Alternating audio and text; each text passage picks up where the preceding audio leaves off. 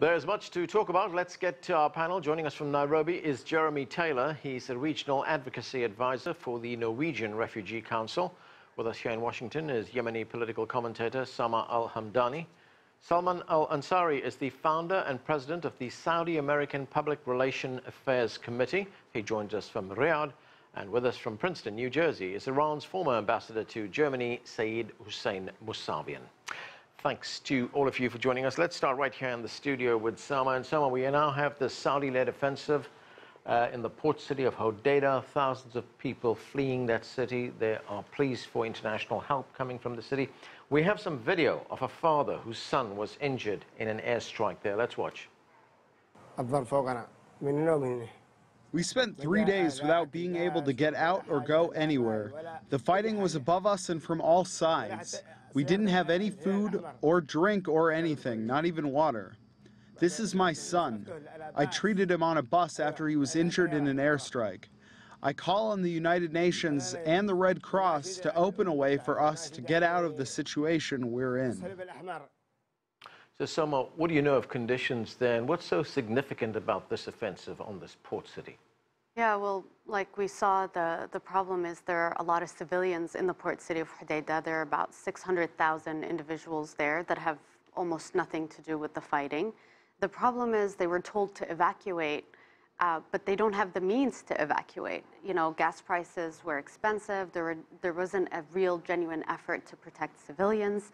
And what's terrifying is that this is the humanitarian community's worst case scenario. They've been afraid of this day coming to Yemen because the Hodeidah port cities where aid comes into the majority of the north of Yemen and the majority of the territory that's under Houthi control, which is the most populous part of the country. And now the problem with this fight is there are positives if you're looking at it militarily, which means that you could have a very decisive battle that clarifies who's a winner or a loser. But on the other hand, you are going to wage a war that could last at least, a minimum of 2 months that would cause devastation to an already devastated Yemen. It means that food and medicine is not going to be getting to people. It means that you're going to have stories like the ones that we saw where civilians are being hit. And most importantly, it means that there won't be peace. It means that negotiations have failed, and now it's only the military option or nothing at all. And the challenge in this is to note that all sides involved here, the Arab coalition, the government, and the Houthis, are not backing down. They're all choosing themselves first before the civilians. Ambassador Mousavian, as we just heard, neither side is backing down in this battle taking place in Yemen. The Iranian President Hassan Rouhani, he has said that there is no military solution to the conflict in Yemen. What is your view on this, and what is the possibility of some kind of negotiated political settlement to this? Definitely, this is true that there is no military solution. Definitely, we should look for a political solution. I am sure there is a way for political solution if the major parties, they are willing. And my reason is the recent talks between European countries, EU4, France, Germany, UK, and Italy with Iran, which Europeans, they have publicly said they have had a lot of progress and they see a way to resolve the Yemeni crisis through political solution. I believe Europe has a goodwill. Definitely Iran is ready to promote and to help peace talks. But I really doubt whether the military coalition led by Saudi Arabia and Emirates, supported by United States, they are really ready to go for a serious negotiation to manage the crisis in Yemen through political procedure. Salman, there we heard Iran is prepared to promote a diplomatic solution to this battle that's taking place in Yemen. What is the Saudi situation? Is Saudi Arabia prepared to get to the negotiating table? First, Iran has nothing to do with the affairs of the Middle East. Iran is part of the problem and not part of the solution. So I don't think Iran should be in any way involved in the Yemeni affairs. Second, the Saudi-led coalition applied the United Nations Security Council 2216 to liberate Yemen and to kick out the Iranian-backed militia, which is the Houthis. And the Saudi-led coalition successfully managed to liberate more than 85% of the Yemeni lands. Did the UN try with the Houthis to get them into the negotiation table and to get them to settle the issue? Yes, they tried, but the Houthis were not cooperative with the United Nations, according to the former UN envoy, Ismail Wild al-Sheikh. So let's speak also about the Hodeidah that has been talked about. It's the second largest port in Yemen. It's very important and vital, but there is some sort of exaggeration about the role of the Saudi-led coalition and how there's this kind of picture that the Saudi-led coalition is somehow affecting the passage of humanitarian assistance, which is completely ironic. Why? Because the Saudi-led coalition has been the biggest donor and the biggest giver and contributor to humanitarian aid. More than $16 billion for the last 3 years have been given to Yemen as humanitarian and development assistance. Half of which was provided by the Kingdom of Saudi Arabia. Okay, Ambassador, I want you to respond very quickly to what you've heard there, that Iran is part of the problem, that it has no place in the Middle East, it has no place... Yes, what Mr. Salman Ansari said, this is the Saudi narrative. Exactly, he is explaining the Saudi narratives. They say Iran should not be in the region, and we should do everything, whether we attack Yemen, whether we attack Libya, whether we hostage the Prime Minister of Lebanon, we should do, and we could do everything, and Iran has no role. Okay, if this is the case, therefore, they should not ask Iran to support peace, to help peace. One. The second fact is that Hodeidah port actually provides 70 to 80% of food aids and humanitarian assistance today. 23 million people in Yemen are starving and are in bad need of humanitarian help. And the United Nations report publicly has said the Yemen is the biggest, the worst humanitarian crisis, because Saudis are attacking for 3 years, non-stop, day and night, the poorest Arab country in the world. Okay, and, Ambassador. Just in last year, 30,000 people, they have been killed. Right, Ambassador. But one more important issue. Very quickly, please. One more important issue. The Amnesty International has concluded that the Saudi Emirati-led coalition deliberately have attacked for 3 years schools, hospitals, roads, transportation, means everything in order to create a humanitarian crisis. This is the conclusion of Amnesty International. Okay, let me bring in Jeremy Taylor from Nairobi and talk about that humanitarian crisis. Jeremy, the United Nations says that Hodeidah, which is a major port for the transit of humanitarian aid, which includes food, the UN says that there's been a decline in food imports because of the fighting, and there could be up to 18 million people who could be on the brink of starvation. That's 10 million more that was initially thought to be on the brink of starvation by December this year. What do you know of the situation there? Yes, indeed. I think firstly the important thing to point out is that we are in a humanitarian crisis, and the situation that's unfolding now in Hodeidah is building upon an existing humanitarian crisis. So there are two dimensions to this. The first one is the citizens who are currently facing active fighting, aerial bombardment, artillery fire in their places where they live, and their ability to access food and water and medical services and these sorts of things. And then there's the compounded impact of disrupted supplies moving through the port. And this, of course, is where you would get to this much bigger number that you were mentioning now.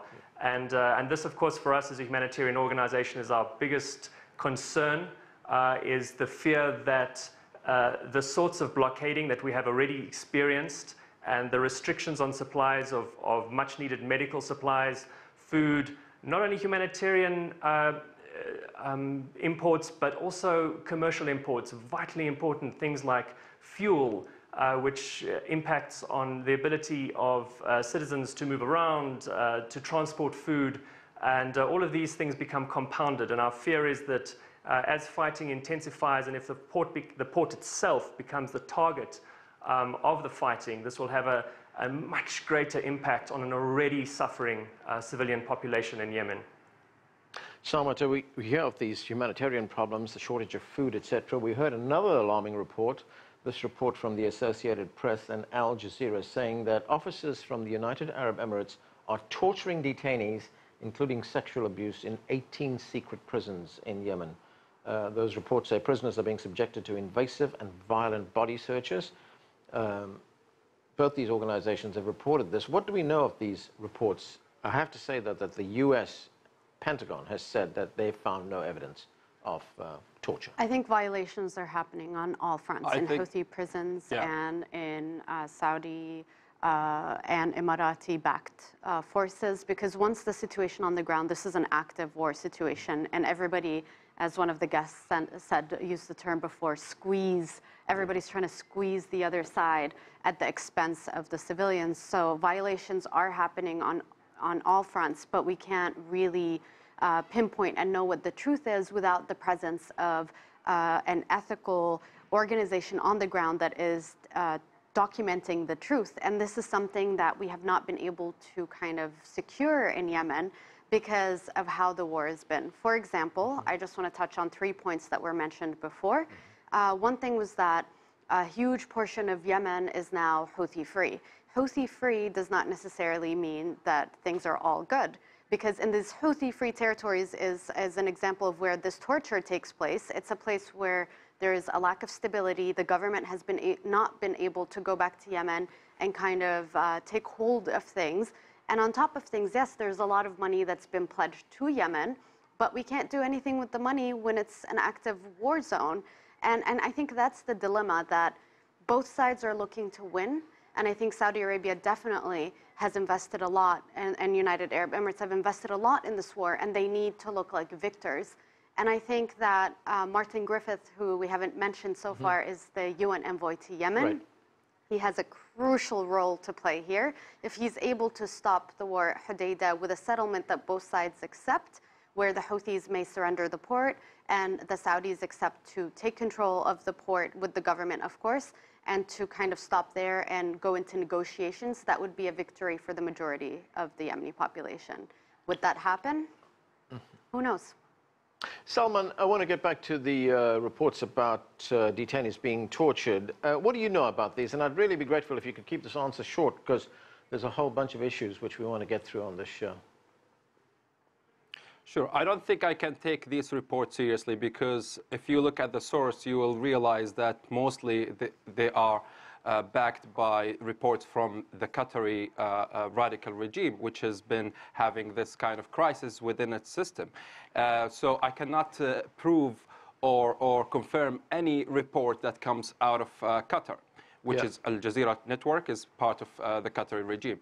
And the United Arab Emirates have done an amazing job to liberate hand by hand with the legitimate government of Yemen and the Saudi-led coalition to liberate Yemeni lands and to provide them with humanitarian assistance. Just a couple of days ago, United Arab Emirates, Saudi Arabia, and Kuwait have provided $1.3 billion to the United Nations to support the humanitarian cause in Yemen. So we should never look at these reports other than window dressing by the people who want to harm the reputation of the Saudi-led coalition.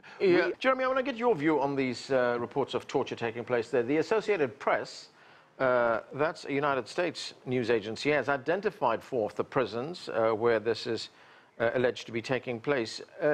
Do we know if the UN is aware of what is taking place there and whether this has been brought to the attention of people like the UN Secretary General? We don't monitor these sorts of things, and we don't have staff working, specifically on these sorts of things. But what we can say is that the conflict up to this point has been a brutal one. We have seen significant displacement of civilians. We've seen the destruction of civilian infrastructure. And so from a humanitarian perspective, the protection of civilians is one of our key demands of all parties to this conflict. And what we're seeing now is an escalation of that conflict, and that obviously comes with real concerns about what it's going to mean if we start to see violence, clashes, aerial bombardment of densely populated urban centers such as Hodeidah. Ambassador, there's also another very disturbing and alarming report we're hearing, and that is that the opposition Houthis are using child soldiers. That's according to the United Nations Children's Fund. They reported that last December. 2,100 children are being abused in this way, according to UNICEF. Do you know if any of this is going on? I don't know, but definitely violation of human rights by either party should be definitely condemned very powerfully, and everybody should cooperate to prevent it, whether this is torture or using the child. However, on what Mr. Ansari said, if really 80% of Yemen is freed by Saudi-led coalition, if $16 billion humanitarian aids have been provided, if it is in a good situation, then why the United Nations has described Yemen the worst humanitarian crisis in the world, and why they say 23 million people are in very urgent need? 75% of Yemeni population, based on UN report, says they are in very urgent need for humanitarian crisis. And again, the UN says this is about 10 million Yemenis, they are starving. If really 80% is freed, if this is under your full control, if you have provided the humanitarian crisis, then what is the United Nations report? Therefore, it is clear that Saudi Arabia is lying. Yeah, let me bring it back to the studio. Soma. I think we're watching exactly what's happening in Yemen play out right here in the studio, where as a Yemeni, I'm watching the Saudi perspective fight the Iranian perspective, and the Yemeni feels hostage to that. And I think at times that is a real reflection of what Yemen is. You know, it's ironic that to kick out a Saudi-backed group, we're bringing in all these foreign powers into Yemen to fight them. And I think this is where the average Yemeni lies, where they're like, where's my country? We don't need humanitarian aid as much as we would like to have our own development, an opportunity to develop our own land and do our own thing.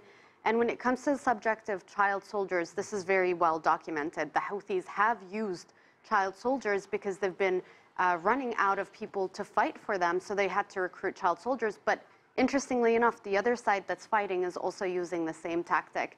And on that front, they're all playing a very dirty game. Right, Jeremy, you hear the political fighting that's going on here, but as an international humanitarian aid worker, do you get a sense that there is a recognition around the world of how serious the situation is in Yemen? I don't think that recognition is great enough. I think what we struggle with, and one of the reasons why I'm here today, is to try and reinforce and reiterate that this is beyond a crisis. We're into a catastrophe. And as your other guest was pointing out, this is a man-made catastrophe. This is a situation which doesn't have to be. And it has been accentuated by the use of modern technology and weaponry that is being deployed upon a desperately poor country. And we are there as humanitarians trying to hold things together and to provide band-aid solutions. But realistically, our ability to do this over time is going to be limited. We are currently supporting approximately 8 million Yemeni citizens with vital supplies from food to healthcare and water. But there are another 23 million Yemenis who are reliant on shrinking ability to access food, to access services. And this is what's critical. If this conflict continues, this situation will get worse. And we'll be struggling to find the adjectives to actually describe what's going on. And that's our concern. And we're essentially just pleading with all the armed groups to try and find ways to de-escalate. But without a political solution, this situation is going to get worse. And our ability to secure the sorts of funding that's needed to continuously provide this aid is going to be stretched. And our ability to do that is going to become harder and harder as more parts of the country get caught up in the sort of active fighting, and we're all at risk from the incredible violence that's being carried out. I'll remind you that the vast majority of our aid workers on the ground are Yemeni citizens, and they are working under incredibly difficult conditions to sort of provide supplies and much needed kind of life-saving support. But they work under incredibly dangerous conditions. Salman, we hear these calls, repeated calls for some kind of settlement, some kind of diplomatic negotiated settlement to this crisis. What will it take on the Saudi side for this to stop? Yeah, I think if we look at it, we have to look at it with a very objective lens. Why? Because the Kingdom of Saudi Arabia and the coalition have been trying to get to a political solution through the United Nations. But as I said earlier, the former UN envoy said it clearly, and it's on the record on YouTube, and anyone can watch it. He said it clearly that the Saudis, specifically through the time they had the conference of the oppositions, which is the Houthis, in Kuwait, the UN envoy said it clearly that the Houthis were not cooperating at all, and the Saudis was trying to push the political dialogue and the political discussions, but that didn't work. So the only solution right now is to succeed on the land. As I said earlier, 85% have been liberated. Yes, we admit the fact that there is a humanitarian crisis, and that's what the Kingdom of Saudi Arabia has been repeatedly saying to the United Nations and to everybody. So I think it's very important right now to end the war with successes on the ground, to get the militia, the Iranian-backed militia and Al-Qaeda, because we should actually always mention the fact that the Saudi-led coalition successfully kicked out Al-Qaeda from Al-Mukalla, which is the capital of Hadramaut. It was the most brutal Al-Qaeda group in the region. It was liberated. Okay. Ambassador, what is your response to what you've just heard? I believe the first and the most immediate we need is to stop attacking, to stop war, to stop military use for resolving the Yemeni crisis. Second, we need really a ceasefire. Third, we need immediate regional and international engagement. We need regional powers. We need the international powers to engage for a very serious political solution, which would be based on a power sharing system, a free election supervised by United Nations, because the Saudis and Emiratis, they want a puppet regime in Yemen like they want a puppet regime in Qatar, like what they want a puppet regime in Beirut. Therefore, this is not going to work. We need Yemenis to go for a free vote supervised by United Nations to choose about their future, who would be the president, the constitution, everything. That's the way to go. Okay. Soma, something that we haven't talked about yet, and that is, despite this horrific humanitarian crisis that we're seeing in Yemen, the United States, the United Kingdom, and France, among other nations, continue to supply weapons to the Saudi-led coalition. So they must have a lot of leverage in bringing this to an end. They do have a lot of leverage, and they're not using it. And that's kind of interesting to watch, because during Obama's administration, Hodeidah was considered a red line, kind of a war that they did not okay from the start. Now the Trump administration seems to be okay with that kind of thing, which isn't shocking. But at the same time, we're seeing a new role for Congress and the Senate in the U.S. in the sense that there have been statements coming out clearly from Congress and the Senate saying that they do not think that America should stand for this, that this humanitarian crisis is very concerning, and that they should, at least Mike Pompeo had said previously that he thinks they should negotiate and come to some sort of peace settlement. Now, the problem isn't about, who do you want to win in this war? The problem is, what is the cost of one side or the other winning this war? And the cost, very clearly, according to statistics and according to the past 3 years, are human lives. Right. Human lives. And I think, you see the U.S. right now, they're trying to do something. So it's not really a win. It's not a victory, is it? There's no win. Yeah. There's no win. The country, even if the Houthis lost, and even if, let's say, one side won over the other, whichever it is, Yemen is going to have to deal with the devastation of the war. It's going to have to deal with new power players on the ground. The country could be fracturing, it is fracturing as we speak. How do you turn Yemen into a country again? Now it could splinter into multiple countries, and we're going to have to deal with many other challenges that I think 10, 15 years to deal with it is a very conservative estimation of how long it would take to deal with these issues. Okay, and we're going to have to leave it there. Thanks to all of you for being with us on the show. That's it for this edition of The Heat. But the conversation continues online. Join us on CGTN America's Facebook page to comment on this or any other show, or chat with us on Twitter at CGTN America. I'm Arnold Naidu in Washington, D.C. Thanks for being with us.